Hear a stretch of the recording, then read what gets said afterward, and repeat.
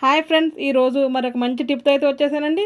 అదేంటంటే ఇలా మనం పప్పులు అయితే తీసుకుంటూ ఉంటాం కదా, కందిపప్పు, పెసరపప్పు, శనగపప్పు ఏదన్నా కావచ్చు. ఇటువంటి పప్పులు తీసుకున్నప్పుడు ఎక్కువగా పురుగు పట్టడం అలా జరుగుతూ ఉంటుంది. అలా జరగకుండా ఉండాలంటే ఒక మంచి టిప్ అండి.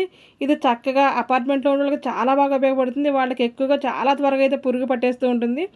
ఎంత ఎండలో పెట్టి మనం స్టోర్ చేసినా మళ్ళీ పురుగు అయితే కామన్గా పట్టేస్తూ ఉంటుందండి.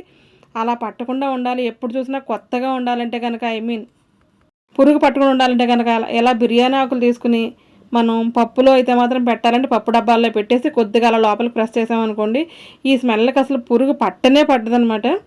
ఇలా నేను చాలా రోజు నుంచి ఇలాగే ట్రై చేస్తున్నాను. ఎందుకంటే నేను పప్పులు ఎక్కువగా తీసుకుంటూ ఉంటాను, ఎక్కువగా స్టోర్ చేస్తూ ఉంటానండి. నాకు 1 ఇయర్ అయినా సరే పప్పు అయితే అస్సలు పాడవదు, అలానే ఉంటుంది. ఈ టిప్ మీకు నచ్చిందండి. నచ్చితే మాత్రం తప్పకుండా లైక్ అయితే చేయండి. కొత్తగా ఎవరైనా చూస్తుంటే తప్పకుండా సబ్స్క్రైబ్ అయితే చేసుకోండి. ఓకే, బాయ్ అండి, ఉంటాను. Thanks for watching my channel.